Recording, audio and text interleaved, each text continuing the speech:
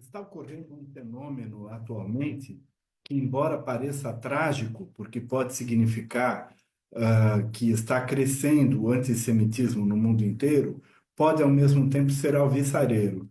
Peço que assista esse vídeo até o final para compreender a minha posição. Os israelenses já não podem mais circular livremente pelo mundo. Há 13 países que, historicamente, não aceitam passaportes de Israel. Quase sempre países que têm maioria muçulmana ou então que não aceitam Israel como um Estado independente. Mas vejam só: Malásia, Bangladesh, Maldivas, Brunei, Argélia, Líbia, Iraque, Afeganistão, Irã, Kuwait, Líbano, Síria e Iêmen, entre eles. Vocês podem notar nessa lista a maioria dos países cuja governança foi destruída nas guerras nos últimos anos, promovidas por Israel e Estados Unidos. Um caso novo é a Eslovênia, que não tem maioria muçulmana e que já não aceita passaportes israelenses. Há outros países que fazem restrições, embora não proíbam a entrada de israelenses. É o caso da Arábia Saudita, Omã, Canadá, França, Reino Unido e Estados Unidos. Estes últimos quatro países muito importantes fazem restrição, sobretudo a colonos acusados de violência e de crimes de guerra. Tudo isso tem um significado importante para nós e é importante compreender. Imagina se essa moda pega e mais países do mundo começam a criar restrições. Bem, desde 7 de outubro de 2023 e de 28 de fevereiro deste ano, aumentou significativamente a quantidade de pessoas que saíram de Israel. Essa é uma estatística muito difícil de precisar, em primeiro lugar, porque o governo israelense não libera nenhuma informação a respeito, e depois porque há uma grande proporção de pessoas que têm dupla cidadania. Basicamente, são israelenses da terceira idade e seus filhos e netos, que também têm direito a ter cidadania de outro país. E também há muitos que passam apenas temporadas em Israel, mas não vivem lá o ano inteiro, não vivem lá mais do que 280 dias, o que seria necessário, pelo governo de Israel para serem considerados israelenses. Mas é possível perceber que está havendo um movimento de fuga, sobretudo agora, neste último mês. Há uma pesquisa de uma ONG reputada europeia que diz quais são os 5 destinos mais procurados por israelenses que querem fixar moradias nesses outros países. Chipre, em primeiro lugar, Portugal, Malta, Áustria, entre eles, e Grécia. Por que eu estou trazendo todos esses dados? É porque, na minha crença, na minha opinião, Israel perdeu a legitimidade de constituir um Estado soberano e independente.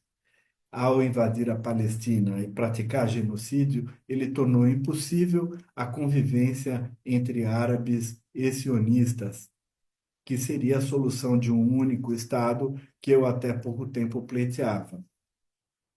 O grau de atrocidade e de desumanidade praticado nesses últimos anos é tão grande que de fato se tornou a maior proporção de crimes contra a humanidade praticadas nos últimos 200 anos no mundo inteiro. A situação poderá ser dramática se acelerar a fuga de israelenses e outros países não as aceitarem. Quero chamar a atenção aqui que, recentemente, há poucas semanas atrás, o Milei se ofereceu para acolher 300 mil israelenses que ele considera que há espaço para ocupar na Patagônia. E nós já estamos vendo escaramuças lá na Patagônia, assim como escaramuças ocorrendo até mesmo aqui no Brasil, na Bahia, com a soldadesca que está em férias aqui no nosso país.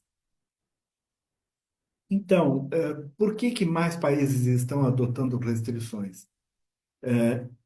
Imaginem só, quem pode aceitar ex-militares, genocidas, criminosos de guerra, colonos que se tornaram milicianos porque recebem salário do Estado para não trabalhar, políticos sanguinários, como a gente tem visto, ministros como Ben-Gvir e Smotrich, que agora estão sendo proibidos de entrar em certos países, porque, embora o Tribunal Penal Internacional ainda não os tenha condenado, já ficou claro que as suas posições são sanguinárias. E também quero chamar a atenção de pedófilos, de pessoas que praticam tráfico de criança, tráfico de órgão e todo tipo de criminoso sionista que se abriga em Israel, dado que Israel não expatria nenhum dos seus cidadãos. Também quero juntar aqui ex-agentes do Mossad, espalhados aí pelo mundo, cuja maior perícia é, na verdade, assassinar líderes e figuras proeminentes de outros países. Esta é a principal competência do setor de espionagem de Israel. A conclusão que eu chego é assim: nada disso aconteceria se o direito internacional estivesse funcionando plenamente, porque então, de alguma maneira, haveria a restrição, reduziria a impunidade de todos aqueles que perpetram crimes. Como isso não está ocorrendo, esta impunidade desenfreada está levando a uma destruição da própria possibilidade dos sionistas continuarem existindo no mundo. E isto não é culpa dos outros, é culpa exatamente desses sionistas. Eu quero chamar a atenção que se não há direito, o que resta é barbárie. E é isso que temos assistido com uma impunidade globalmente aceita aí pelo mundo, com os governos silenciosamente patrocinando esse estado de coisas, e a consequência virá depois, porque não há ação sem reação.